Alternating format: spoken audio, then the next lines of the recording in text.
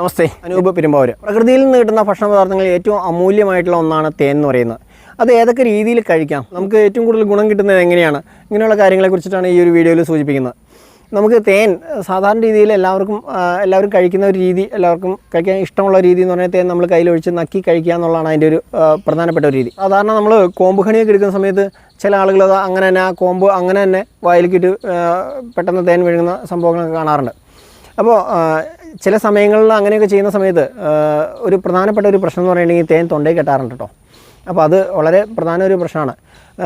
എനിക്കൊരു അനുഭവമുണ്ട്. ഞാൻ തേനീച്ചയുടെ പണി ചെയ്തുകൊണ്ടിരുന്ന സമയത്ത് ഒരു ചേട്ടൻ എൻ്റെ അടുത്ത് അത് കാണാനായിട്ട് വന്ന സമയത്ത് അതിൻ്റെ ഒരു കഷ്ണം, ഇപ്പോൾ ഈ കോമ്പിൻ്റെ ഒരു കഷ്ണം അങ്ങനെ മുകളിലേക്ക് പ്രൊജക്റ്റ് ചെയ്ത് നിന്നത് ഞാൻ കട്ട് ചെയ്തിട്ട് ആ ചേട്ടന് കഴിക്കാനായിട്ട് കൊടുത്തു. അങ്ങനെ കൊടുത്ത സമയത്ത് ആ ചേട്ടൻ പെട്ടെന്ന് ചെയ്തതെന്ന് വെച്ചിട്ടുണ്ടെങ്കിൽ ആ ചേട്ടൻ നേരെ വായിലേക്ക് അങ്ങ് ഇട്ടു. വായിലേക്ക് ഇട്ടിട്ട് അപ്പോൾ വായിലേക്ക് ഇട്ട വഴി തന്നെ ആ തേൻ പെട്ടെന്ന് അത് പൊട്ടി വായിലേക്ക് തേൻ തന്നെയായിട്ട് വന്നു കഴിഞ്ഞിട്ട് ആ ചേട്ടൻ പെട്ടെന്ന് അങ്ങ് വിഴുങ്ങി കഴിഞ്ഞപ്പോഴത്തേക്കും എന്താ പറ്റിയതെന്ന് വെച്ചാൽ തൊണ്ടയിലും കെട്ടി. നല്ല വലിയൊരു ആളായിരുന്നു, പ്രായമായിട്ടുള്ള ഒരാളായിരുന്നു. പക്ഷേ എന്നിട്ട് പോലും ആ തേൻ തൊണ്ടയിൽ കെട്ടി. ഞാൻ കുറച്ച് കഴിഞ്ഞ് നോക്കിയപ്പോൾ ആ ചേട്ടൻ്റെ കണ്ണിക്കിടയൊക്കെ കണ്ണീര് വരിക. അപ്പോൾ അത്തരത്തിലൊരു അവസ്ഥയാണ് ഞാൻ കണ്ടത്.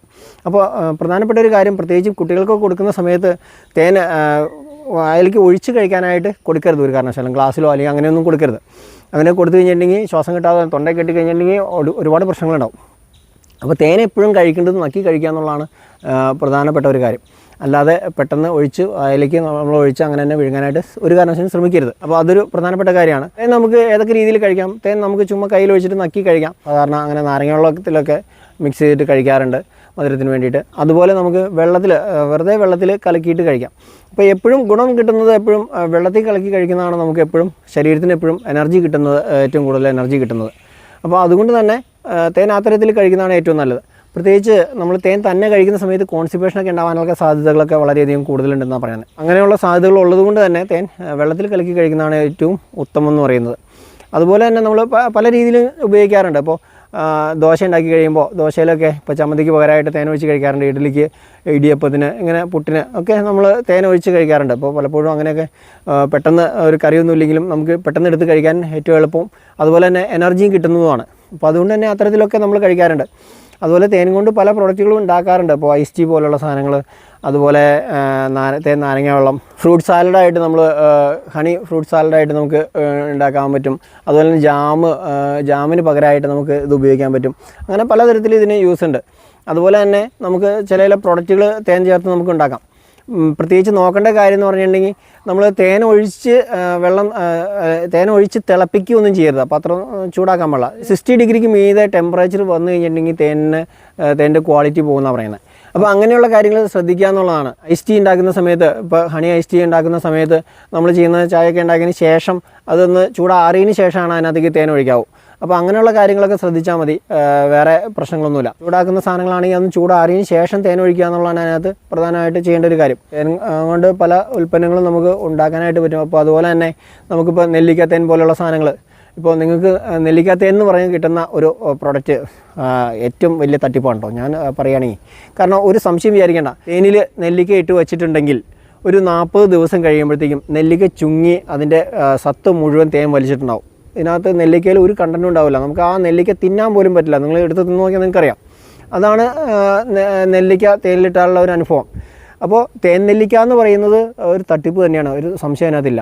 അതിനകത്ത് പഞ്ചസാരയിലിട്ട നെല്ലിക്കയൊക്കെയാണ് ഈ പറയുന്ന കുറച്ച് തേനൊക്കെ ചിലപ്പോൾ അതിൻ്റെ കൂടെ ആഡ് ചെയ്തിട്ടുണ്ടാവാം ടേസ്റ്റിനൊക്കെ വേണ്ടിയിട്ട്. അല്ലാതെ തേനിൽ നെല്ലിക്ക ഇട്ട് വെച്ചിട്ടുണ്ടെങ്കിൽ 100% നെല്ലിക്ക എന്ന് മാത്രമല്ല എന്ത് സാധനം ഇട്ട് വെച്ചാലും അതിൻ്റെ സത്ത് മുഴുവൻ ഈ തേൻ വലിക്കുകയും അതൊരു പിശറായിട്ട് മാറുകയും ചെയ്യും. അത് നമുക്ക് കഴിക്കാൻ പോലും പറ്റാത്ത രീതിയിലേക്ക് അത് മാറും. ഒരു തർക്കമില്ല. ഇപ്പോൾ കാന്താരി തേൻ, നെല്ലിക്ക തേൻ, ചക്കയൊക്കെ അരിഞ്ഞുണങ്ങി തേനിലിട്ട് വയ്ക്കാറുണ്ട്. അപ്പോൾ അങ്ങനെ പല സാധനങ്ങളും ഈ പറഞ്ഞ തേനിലിട്ട് വയ്ക്കാറുണ്ട്. അപ്പോൾ ഇതിൻ്റെയൊക്കെ സത്ത് എന്ത് ചെയ്യും, തേൻ വലിക്കും. അപ്പോൾ എന്ത് സാധനം തേനിലിട്ട് വെച്ചാലും, ഇപ്പോൾ വെളുത്തുള്ളി തേൻ ഉണ്ടാക്കാറുണ്ട്.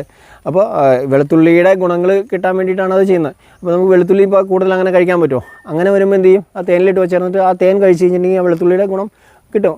വെളുത്തുള്ളിയുടെ സത്ത് മുഴുവൻ തേൻ വലിച്ചിട്ടുണ്ടാവും.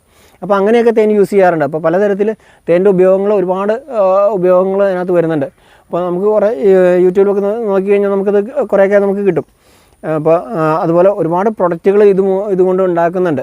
ഐസ്ക്രീം ഉണ്ടാക്കാറുണ്ട്, തേൻ ഉപയോഗിച്ച് ജാമുകൾ ഉണ്ടാക്കാറുണ്ട്. നമുക്ക് രാത്രി കിടക്കാൻ നേരത്ത് പാലിലൊഴിച്ച് തേൻ ഒഴിച്ച് കഴിക്കുകയാണെങ്കിൽ ശരീരം നന്നാവുമെന്നാണ് പറയണേ. അതേസമയം തന്നെ വെറും വയറ്റിൽ തേൻ തന്നെ കഴിച്ചിട്ടുണ്ടെങ്കിൽ ക്ഷീണിക്കുമെന്നും പറയുന്നുണ്ട്. അപ്പോൾ ഇപ്പോൾ വയറ് കുറയ്ക്കാനൊക്കെ നോക്കുന്ന ആളുകളെ സംബന്ധിച്ച് വെറും വയറ്റിൽ തേൻ കഴിക്കുക എന്നുള്ളതാണ് അതിനുള്ള രീതി. ഒരുപാട് തേൻ അങ്ങനെ ക്വാണ്ടിറ്റി ഒക്കെ ചെന്ന് കഴിഞ്ഞിട്ടുണ്ടെങ്കിൽ കോൺസ്റ്റിപ്പേഷനൊക്കെ ഉണ്ടാകാൻ സാധ്യതയുണ്ട്. അപ്പോൾ അങ്ങനെയുള്ള കാര്യങ്ങളൊക്കെ ഒന്ന് ശ്രദ്ധിക്കുക. അതുപോലെ തന്നെ ഇപ്പോൾ കോൺസ്റ്റിപ്പേഷൻ ഉണ്ടാകുമെന്ന് പറയുമ്പോൾ തന്നെ തണുപ്പുള്ള കാലാവസ്ഥകളിൽ ഞാൻ കണ്ടിട്ടുള്ള ഒരു കാര്യം എന്ന് പറയുന്നുണ്ടെങ്കിൽ നമ്മൾ ചെറു ചൂടുവെള്ളത്തിൽ തേൻ ഒഴിച്ച് രാവിലെ തന്നെ കഴിച്ചിട്ടുണ്ടെങ്കിൽ നല്ല ശോധന കിട്ടുകയും ചെയ്യുന്നുണ്ട്. അപ്പോൾ അത് കാലാവസ്ഥ മാറുമ്പോൾ അതനുസരിച്ച് മാറ്റങ്ങൾ വരുന്നുണ്ട്. ഇപ്പോൾ എല്ലാ സമയത്തും നമുക്കത് പറ്റുന്നില്ല. തണുപ്പുള്ള സമയങ്ങളിൽ മഴക്കാലത്തൊക്കെ പ്രത്യേകിച്ചും ഈ പറയുന്ന രീതിയിൽ രാവിലെ തന്നെ വെറും വയറ്റിൽ ചെറു ചൂടുവെള്ളത്തിൽ തേനൊക്കെ ഒഴിച്ച് കഴിഞ്ഞിട്ടുണ്ടെങ്കിൽ നല്ല മലമൊക്കെ നന്നായിട്ട് ഇളകി പോകുന്ന ഒരു രീതിയും കാണാറുണ്ട്. അപ്പോൾ ശരീരത്തിന് എപ്പോഴും എനർജിയും കാര്യങ്ങളൊക്കെ കിട്ടുകയും അതുപോലെ പ്രവർത്തനങ്ങൾ കറക്റ്റ് ആവുകയും ചെയ്യുന്നതാണ് തേൻ എന്ന് പറയുന്ന ഉൽപ്പന്നം കഴിക്കുമ്പോൾ സംഭവിക്കുന്നത്. അപ്പോൾ ഒരുപാട് ഗുണങ്ങളാണ്, ഇങ്ങനെയുള്ള ഒരുപാട് ഗുണങ്ങളാണ് തേനിനുള്ളത്. അപ്പോൾ തേനൊക്കെ നിത്യജീവിതത്തിൽ ശീലമാക്കുക, നല്ല തേൻ വാങ്ങിച്ച് കഴിക്കുക എന്നുള്ളതാണ്.